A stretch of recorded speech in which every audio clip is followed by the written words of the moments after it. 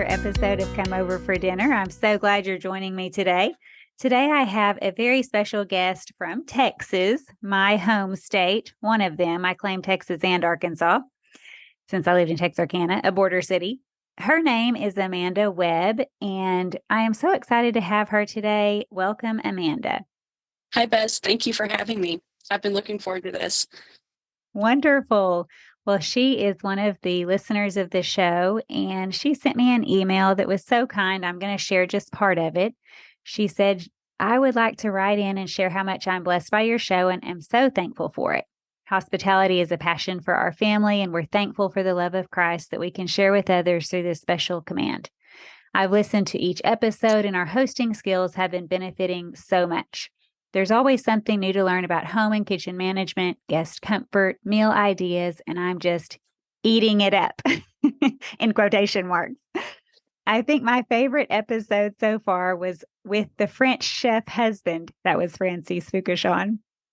What he said about covering all the bases for their guests versus having them bring items has resonated very much with us, and I love the priority of service and love that he emphasized with his approach. So it's so encouraging to hear that and to hear from listeners who are enjoying the podcast and are benefiting from it, just learning new things and also being inspired to continue hospitality in their own homes, in their own lives with people around them. So thank you so much for that. Can you tell us a little bit more about yourself besides the fact that you're in Texas? That's not really telling much about you. Well, thank you so much, Bess. I'm Amanda. I'm married to Jonathan Webb. We've been married 10 years next month. We have a 5-year-old daughter named Alethea. Her name is a Greek word. It means truth, and we're very proud of her. I grew up in Georgia and migrated to Texas when he and I got married. We met in college. So tell me a little bit about your hospitality right after you were married. As a young wife, did you have your own home? Were you in an apartment? What did those early years look like?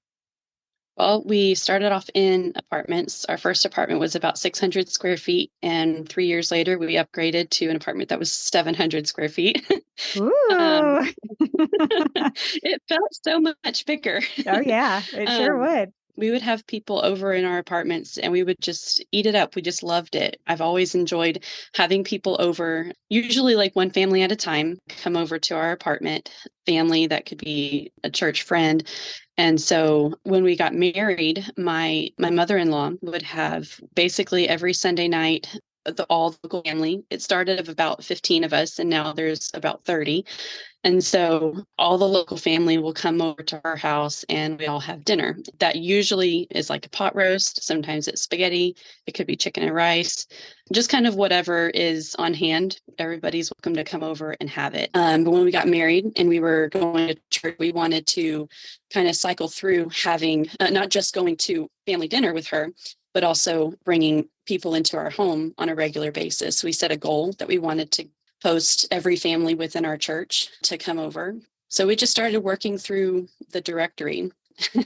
You mentioned I'm wearing a Chick-fil-A shirt. The reason is because my husband worked for Chick-fil-A. With Chick-fil-A, of course, they're closed on Sunday, and he could have been scheduled at any point throughout the week. And so we really were consistently available on Sundays. And so we would just have people over after church. Usually we would schedule that, a few weeks to a month or so in advance. We just had them kind of stacked. It's like every other week we'd have a different family in our home. And then the opposite week, we would just go to his parents' house. A lot of people might say, I can't invite anybody over. It's too small. So how did you fit? I know one, like you said, one family at a time, maybe all you can manage to have over. Maybe that's all you have space for. But how did you do it? What kept you from saying, I can't have someone over, my space is too small? We just figured that the people that we'd be inviting, we just wanted to love on them, and we didn't want our small space to stand in that way. And we believed that the value we had to offer them by loving on them in this way, even though we had, you could say, limitations, we felt that they would find that same value as well. And so, we'd invite them over, and we had our small dining room table that comfortably it seated 4, but you really could fit 6 around there. And we would have a leaf to add into the table, and then it could extend to hold about 8. There were times that we packed 10 around that table. And basically what we did was anybody who could not fit at the table, we would select, certain people. It could have been the kids or the teenagers or whatever to go sit on the couch. They'd Yes. still be kind of part of the conversation because it was all one room because it was a small apartment. Uh-huh. But, we just kind of set that precedence. Hey, our space is small, but our love is big. So y'all just come over. We're going to have dinner and it's going to be a great time. And it always was. And so I remember bringing over, I think we had 2 office chairs at one time, like for 2 different desks. And we would just bring the office chairs over into the dining area and add those in. I've also brought in like small, like pedestals, like foot pedestals, and just kind of pack everybody in around the table. Well, that is the point. When you're inviting people over, it's not about showing off your space or how big and large and beautiful your home is. It's about welcoming them into whatever size space you have and sharing your food, your love, your encouragement, your fellowship with them. You mentioned that your husband was diagnosed with leukemia. So, in addition to having a small living space, now you also have a huge trial that you're walking through. How did that change your hospitality? Having people into your home on a regular basis once your husband was diagnosed, was that possible? Yes, my husband was diagnosed with leukemia actually 3 weeks before our daughter was born. We didn't see it coming. Obviously, it just showed up one day. He had even had blood work 3 months prior for life insurance, didn't show anything. And so just all of a sudden, here it is. Boom, you've got leukemia. That was definitely trying. And our church was huge in stepping up and just encouraging us and taking care of us through all that time. A real quick caveat. When you say your church was really big in helping you in that trial, tell me a little bit about what they did. Because I was on bed rest, they had already set up a meal train for us to help keep me off my feet, really, and to start bringing us meals. I think it was every 2 or 3 days they would bring a meal to us, and that started, I want to say, maybe a week or so prior to this. Then just recognizing that this trial is going on, there was regular prayer updates that we were that were circulating. And so at the first, that was the biggest thing was prayer and helping with meals. I remember one lady came over and helped clean our apartment. And so they really did take good care of us. And then they took care of us more as things progressed. So hopefully that Anyway, gives a little preview. yes, I mean, I just feel like we do talk about come over for dinner, but hospitality can take many forms, including taking a meal to someone who is in need, like Mhm. you and your husband. Just you're on bed rest, about to have a baby. He's just diagnosed with leukemia, health problems. You do have the baby a few weeks later. A meal train is an amazing beginning to serving people in that type of situation. God was so gracious, so good. He gave us really a steady mind to just lean on him through the whole thing. Our church, they would come and visit. And I remember, I think a lady from my mother-in-law's church packed up a big bucket of snacks, just stuff that we could keep in the hospital while we're waiting on this, and got through that. And I think it was an anniversary of the day that we had met, is when we actually got his official diagnosis that he had chronic myeloid leukemia. And thankfully, that is something that he can just treat with a daily pill and essentially have a normal life. He does have some, crazy side effects from the pill, but we've been able to manage those as well, thankfully. And so that's now 5 years ago. Thankfully, this is a chronic form. It's not aggressive. And God's just been so good to preserve him. So, your husband being diagnosed with leukemia brought financial blows and obviously changed things in your life. You have a brand new baby within a few weeks. You're on a single income. You're not working. Obviously, that's a very difficult time for you. I know that at some point you said that you still had families in your church you wanted to invite over. You're struggling. And at some point you move in with your in-laws just for a season. Tell me a little bit about that, and also how your hospitality happened with you being in someone else's home. Yes. soon after he was diagnosed with leukemia, we just learned that his strength was waning. He couldn't quite bring in the income that he used to be able to. He was sick about 1 week every month, and that basically cuts the income down to about a quarter, by a quarter. And we were trying to do it as a single income family.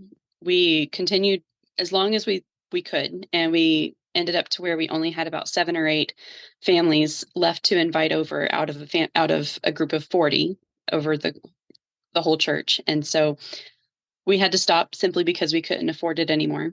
Our money was so tight, and so impacts that cancer may bring that nobody really expects, along with just already dealing with sickness so much. Our church did step up to help us with our expenses, our bills. We're so thankful for them. So not only were they, bringing meals and everything then, but they were also helping financially at times. And so it got to a point where our lease was about to renew, and we knew that we couldn't sustain what we were doing. And so my in-laws recognized that we were in such a spot. And so they invited us into their home and said, we want to help you through this time, get you on your feet. And so we did. We moved into their home about a year after he was diagnosed.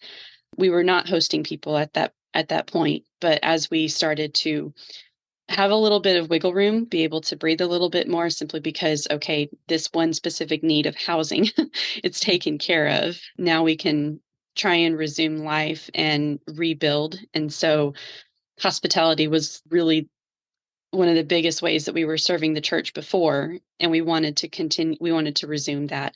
But we didn't have our own home. We were in my in-laws' house, experiencing and benefiting from their own hospitality, and so thankful for them. But out of respect for them, we would not invite anybody inside. And so we already had a lot of family that were coming in and out frequently, and there was just not a good, conducive way to schedule anything should we have tried.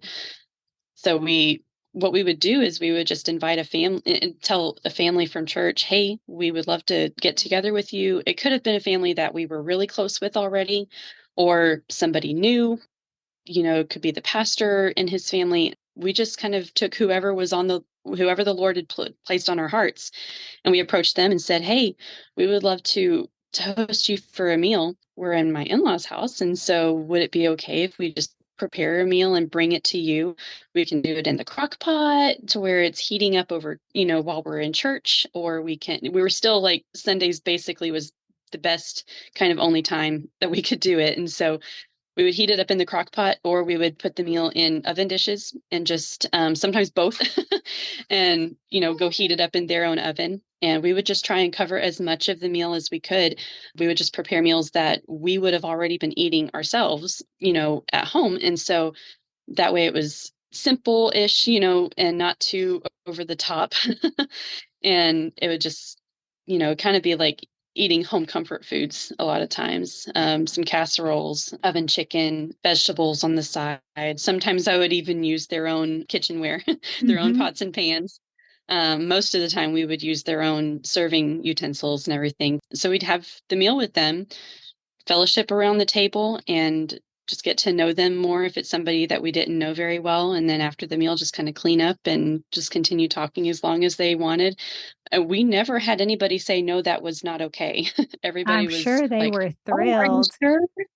I'm sure they were like, Yeah. what? You're going to bring lunch over and then help with the dishes afterwards? This is fabulous.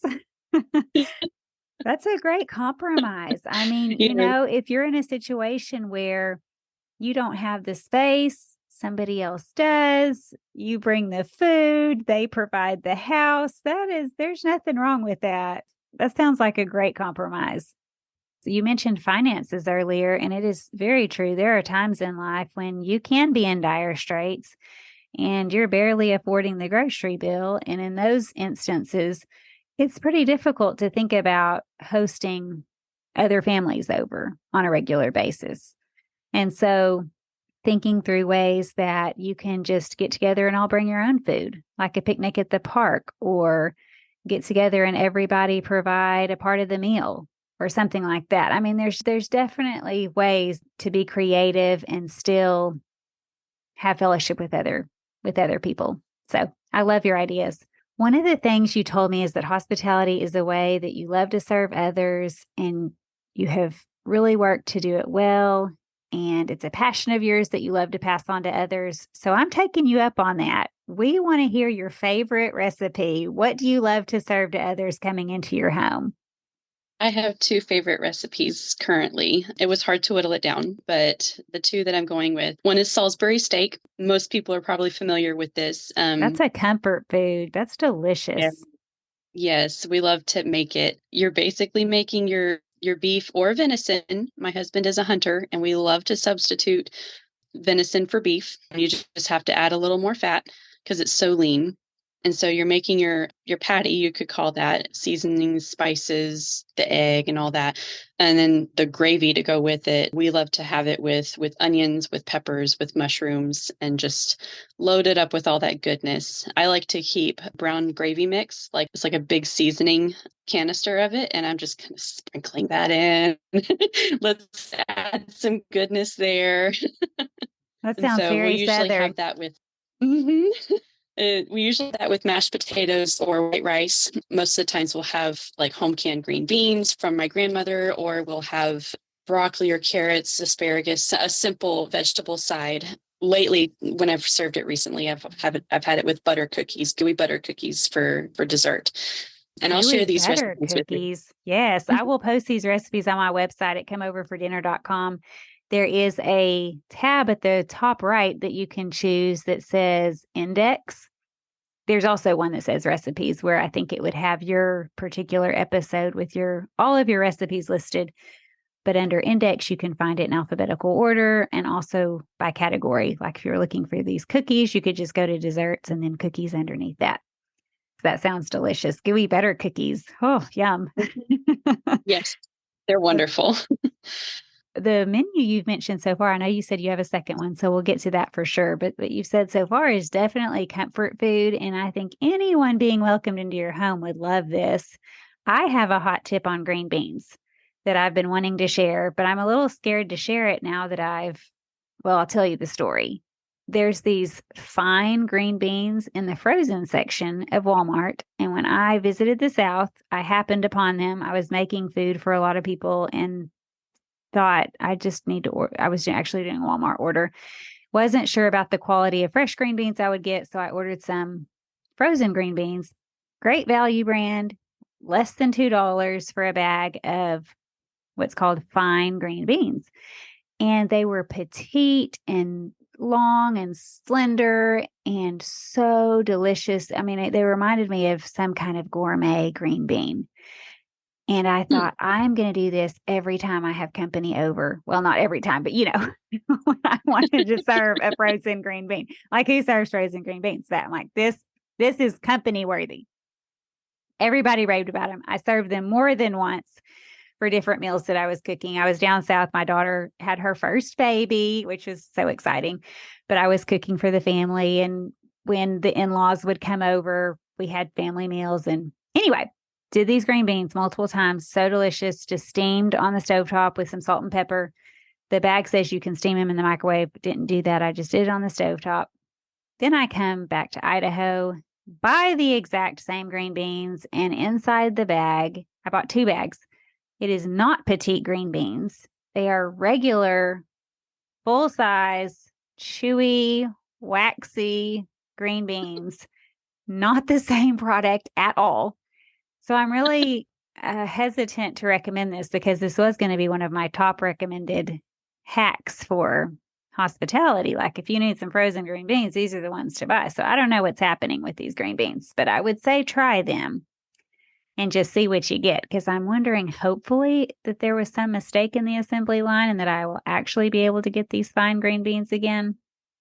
Back to your menu. That was just a wild caveat about frozen green beans. Your Sure. menu sounds delicious. Tell me about your second recipe. The second menu, I actually just served it last night. We had guests last night, chicken Okay. Reisling. I found this by going to Cheesecake Factory for my birthday. After one bite, I just told my husband, I have to find out how to make this so I can have this at home. You're making bacon in little bits and pieces, which I've used your tip of cutting it into small pieces and letting it just boil on the stove. I've done it every time I've made this. Yes, and then it magically Um, turns into crispy bacon. Like, you have to watch it, but yes, it looks like it's boiling almost, but it's really just frying in the fat.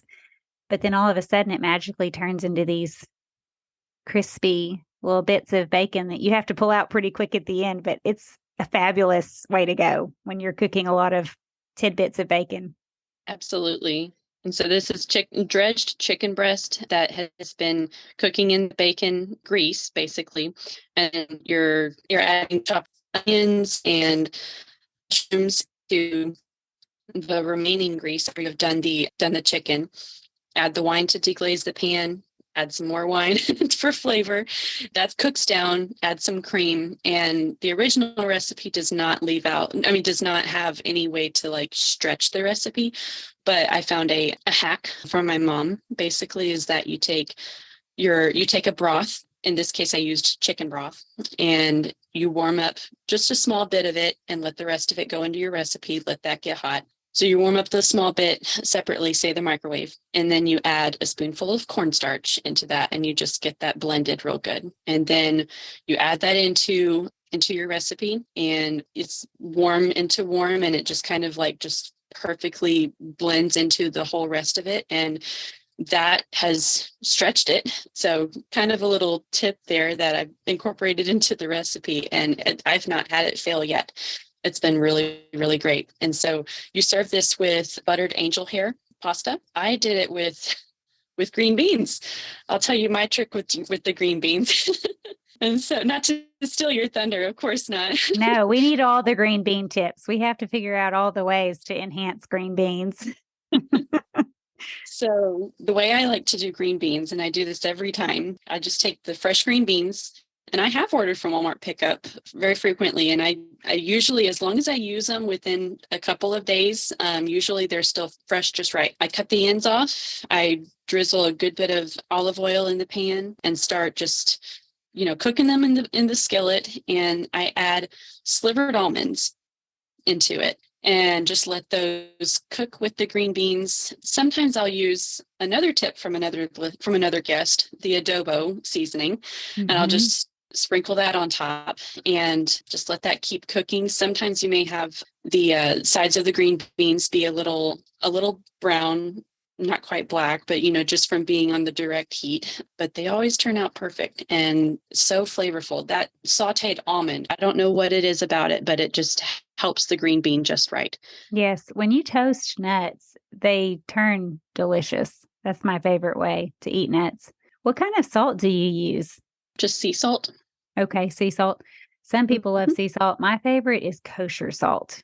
Ina Garten got me onto kosher salt way back in the day. She uses the Diamond brand, which she says is a little less salty. In my grocery store, I guess I could order Diamond, but in my grocery store, I think it's just Morton. It's just a thicker, coarser Mhm. salt, and it is so delicious sprinkled on top of vegetables. And I'll maybe have I'm to give using that a a try. little less than Ina does. Maybe she uses a little more of her Diamond kosher and I use a little more of my Morton. But if I ever make roasted vegetables in the oven or saute them on the stovetop or even steam them on the stovetop, I always do a sprinkle of that kosher. And it's better to me than the table salt because the table salt's so fine and salty. Sea salt would probably be good as well.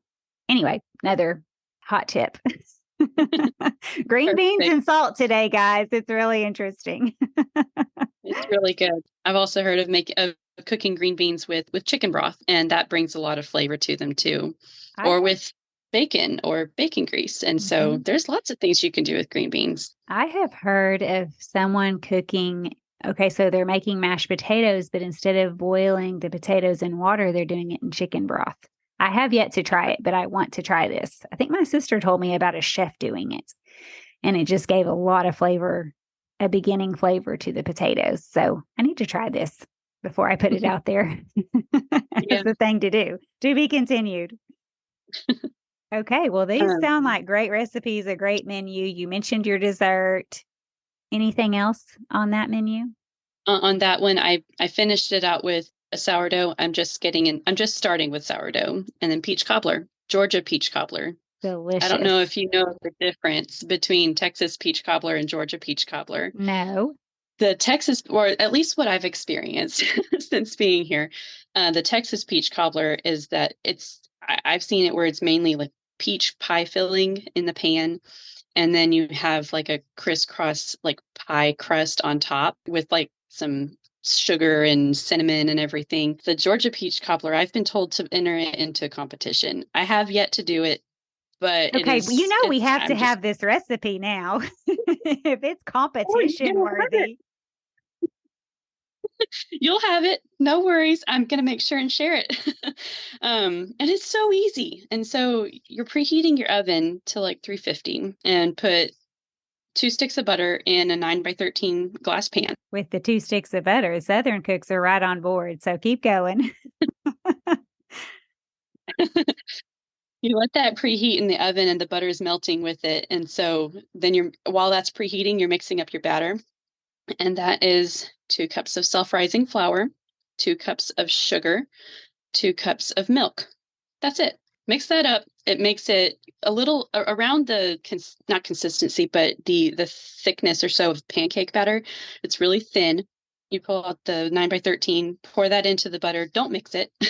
Just leave it there. And then you're spooning peaches that you've either cut fresh and let marinate in some sugar, or I like to use canned peaches as well. My grandmother does a lot of canning and we like to use her peaches. You're spooning the peaches into the batter and you're just kind of like, I won't say strategically, but trying to even place the peaches around on the batter.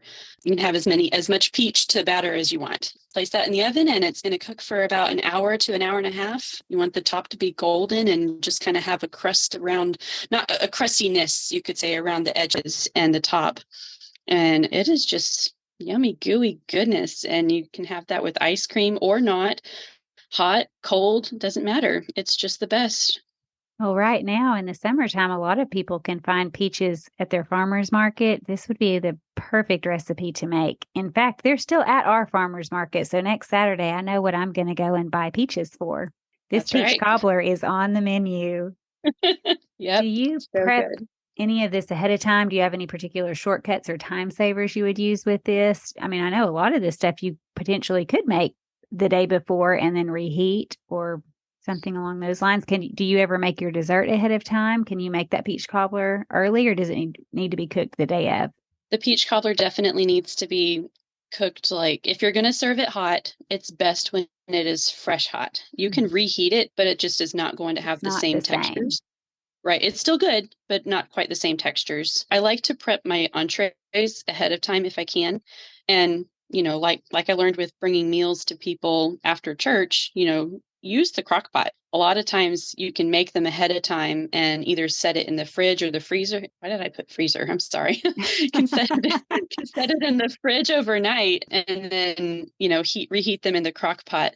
Sometimes if there's a sauce like the chicken Reisling or the Salisbury steak or whatever, sometimes I'll make the sauce the day of and just let it kind of reheat in the sauce and everything. The great thing about using the crock pot is that it frees up a spot on the stove or a rack in the oven. Mhm. And so that's my time saving shortcut is try and make your entrees ahead of time. Mhm. And or pre-chop your veggies. Like with the green beans, I'm always taking the ends off and I just let those sit in a bag or a bowl inside the fridge while I'm doing everything else. And then at the last 30 minutes or so, just got to stick them in the skillet. Mhm. What are your tips for reheating in a crock pot? Do you feel like the outside gets hot and the inside stays cold? Or do you have to stir? Do you have to add any liquid? How do you get things evenly heated in a crock pot? Or does Depending it on what always it is. just work out for you? It's always like, nothing, I just turn the button on. I have had pretty good success with the crock pot. The last time I did the Salisbury steak, I was serving a large crowd and my pastor's family has 10 children and we were taking our meal to them. And so I actually had one crock pot that had all the steaks and then the Salisbury steaks, and then the other crock pot had all the gravy for it. And heated those separately during church. And I was kind of like, okay, I hope this is going to work. I'm not going to have the middle of the Salisbury steaks, cold or anything, but they heated perfectly evenly. The gravy was perfect as well. I let them be on low. If you have it on warm, there's a good chance it's not going to actually get it hot enough to be ready to eat. It's going to feel like it needs more heat. And so if it's a shorter amount of time, like just one church service or something, then let it be on low. Whereas if it's going to be a longer amount of time, you might be able to get away with warm. It's something you kind of want to play with sometimes. If you're a stay-at-home mom, then sometimes you can do that over the course of the day as you're leading up to serving. So I'd like to know your best prep tip. Now you are back in your own home, but you live pretty far away from church. How many miles from church did you say you are? 60. 60. So you travel a ways to church. So you still might be doing the practice of, instead of saying, hey, drive an hour to our house, you're going to bring food in a crock pot.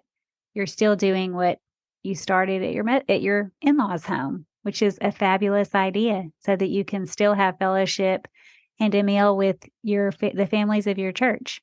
So I guess your prep tip is use a crock pot. Do you have anything else you would add to that? I would say, well, we do like to have people in our home. A lot of times we'll just invite them one family at a time and just say, we're going to make it worth the distance. You just come and let us know when's a good time for you. I like to set the table, preferably the night before, tidy the main areas, either the morning of or the night before.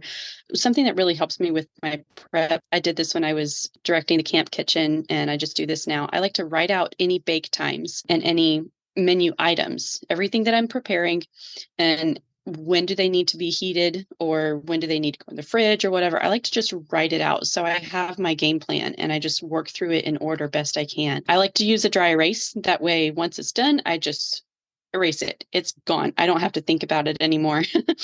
Another thing that I like to do is I've heard a lot of your guests say to have a friend to help. And I will say my best friend Jessica and I have hosted several dinners and parties together. We just tag team on the final tasks. A lot of times it's one of us who has planned the whole thing and gotten everything all prepped and all that. And then the other of us shows up the day of just to finish, just to help execute. It's a fabulous And idea. so it's always turned out good. So these people that you're inviting into your home, how do you show them warm hospitality when they do show up? You're already prepared. You've done things ahead of time. You open the door. Then what? We have a little marquee sign that you can write a message on. Mm-hmm. And we keep this as part of our dining room decor. And it just says, welcome family name to our home. And you can And see how I my said, name is welcome on best to our home. there today. I love it. Where did And you so purchase this? if you've heard of Aldi, I got this at Aldi. I'm sure you can find this on Amazon, just various places. Just find a marquee board. And like I said, we've put it in our dining room. It's part of the decor. And we just change out the name of the guest, whoever is coming. And it's such a subtle thing.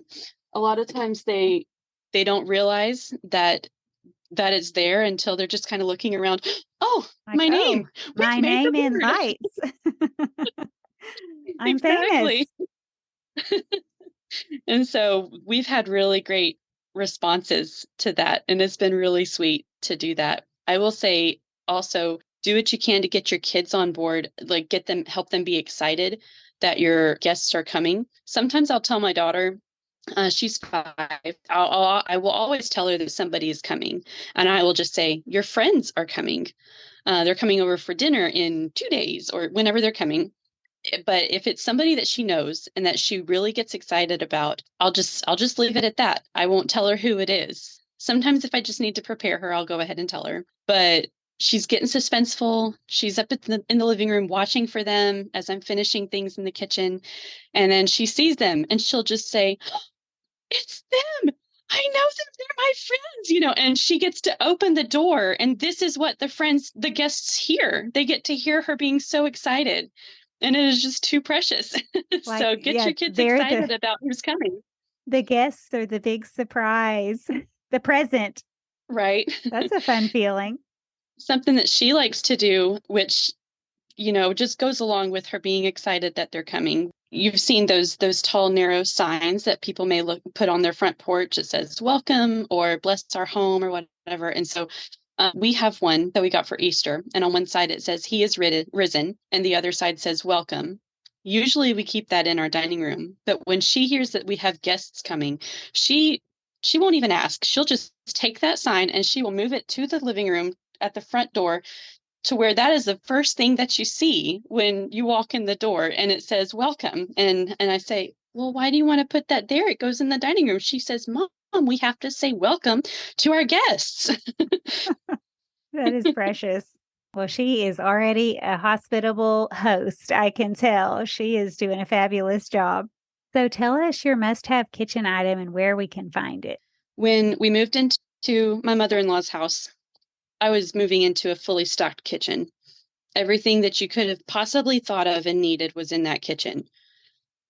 And I was thinking, surely there's something that I need to bring. I just want to make sure that I can still cook my way. We'll have our own differences or whatever. And this is one of the things, along with my crock pot that I brought. You'd think that the crock pot was my go-to, was my must-have kitchen item. But actually it's a cutting board. And this cutting board it can double as a charcuterie board. It's bamboo. It's got these plastic mats that can set inside it, or you can just pull them out and put them on the counter. And these mats, there's probably about 7 or 8 of them, and they're all labeled. Like, one says for fish, one says for veggies, one says for bread, one says for cheese, one for chicken, one for beef. And so I don't necessarily follow what the labels say, but I needed this with me anytime I'm cooking, because whatever I'm chopping, I don't want cross contamination, and I just want to or sometimes I just want a clean mat, a clean cutting board to chop on, and so, or prepare on. You just never know. And so this is definitely my must have. I had to have it with me for that 3.5 years we were in my in-laws, and that's what I'm going to recommend. Yes, she's showing it to me, and looking at it, it's a cutting board with a slot. And the one thing I can envision is, yes, if you pull the mat out and put that on top of your cutting board, chop your onion, you can set that over to the side, pull another mat, cut your meat. And like you said, you're not doing any cross contamination. You're not having to pull out 3 or 4 cutting boards. You just use the same cutting board for everything. Instead of scraping it into a plate for later, it just moves the mat over. That's genius. They're sturdy enough that you can bend them to pour into a pot, or say you've got the ends of those green beans and you can just pour them into the trash can. And so, or you can just scrape your knife. They're so handy and light and flexible, and they're plastic. They're dishwasher safe. They're just the best. So where did you find this? What brand is it? This specific one, there's lots of them all over Amazon. This was a gift from my mom. The Amazon description says Seville Classics Bamboo Premium Wood Cutting Board Serving Tray with 7 color-coded mats. So not fun. Too expensive, just Amazon. As a side note, what is your favorite brand of crockpot? The crockpot brand or something different? I do have the crockpot brand. So both of them were given to me. I didn't pick this out. One is the crockpot brand, and the other is Hamilton Beach. Okay. But those are both classic brands, just a typical crock pot that works really well. Something about these crock pots that are the selling points to me is that they have the clamp down lids, where you just set the lid on and you can clamp it down, secure it to where most of the time you've got the crock pot, you can be driving somewhere and you don't want whatever you've just made to be sloshing all around your car. And so having this clamp lid, I have done that before. I need to buy a crock pot with a clamp on it, because I have been the person who has taken the soup or the crock pot thinking, well, I'll drive really carefully. No, it's going to slosh. And it's who wants to be cleaning up soup from a floorboard right as you arrive wherever you're supposed to be going? Not I. Right. No. Do you have a story for us that you'd like to share? Yes, I've got 2 stories. One's a cooking story, the other is a hospitality story. cooking story. I grew up in a family that we did not drink alcohol at all. There was no alcohol in our home. As I grew up, learned a bit more about it and began to try things here and there. I just didn't really like it at the time that this happened. We would pretend that we were drinking wine by drinking sparkling grape juice and just enjoying it that way. Well, my husband's favorite soup is French onion soup. And I was trying, you probably see where this is going. I I was can trying so see. hard. I was trying so hard to find a French onion soup recipe that he would enjoy. But everything I was finding had wine in it, and I didn't Mhm. know anything about wine. It kind of scared me to think about it. Like I knew that the alcohol would cook out and the flavor would remain, but I just wasn't confident with it. And so I kept looking and finally I was like, you know what? I've got this with substitutions. Surely there's something I can do here. And so I tried making this French onion soup and it only called for about half a cup of wine, but I don't even know what kind it was, but it was red. I remember that. And so I substituted half a cup of sparkling red grape juice inside, into this French onion soup. And I served it to him and he just says, "What did you do?" I don't, what are you talking about? I don't taste anything wrong. He's Trying like, to laugh it something is off. terribly wrong. I've since found a good recipe that does not call for any wine, and it's just our favorite now. So we've moved past that. That's the cooking story. The hospitality story is that of my pastor taking dinner to my pastor's family and using an instant pot. And so I mentioned taking the Salisbury steak in the crock pot Mhm. and the gravy in the second pot, crock pot. And I was going to take our instant pot and use it to make rice, and it was going to be a bunch of rice. This is a big family. Mhm. And so we load up everything and we get there. They live pretty far away. I can't just run home and go get anything or whatever. And so we get there and I'm getting everything set up. I'm kind of bustling around their kitchen, doing my thing, getting it all going. And I go to make the rice. I open the lid. There is no pot inside the instant pot. Oh no. And so what had happened is I had used it a day or two before, and the pot the pot was clean on my counter back at home, but not there at their house where it ready to make rice. And so I just, you know what, you just have to roll with the punches sometimes. And I was like, oh no, pastor's wife, do you have an instant pot that we can use? And she goes, yeah, sure, I've got one. And so she just grabs hers and just contributes it and we make rice. So it Perfect. worked. But for a But minute you definitely were a moment. panicked. Yeah, I was a little panicked, but it's in those moments of panic that the Lord humbles you.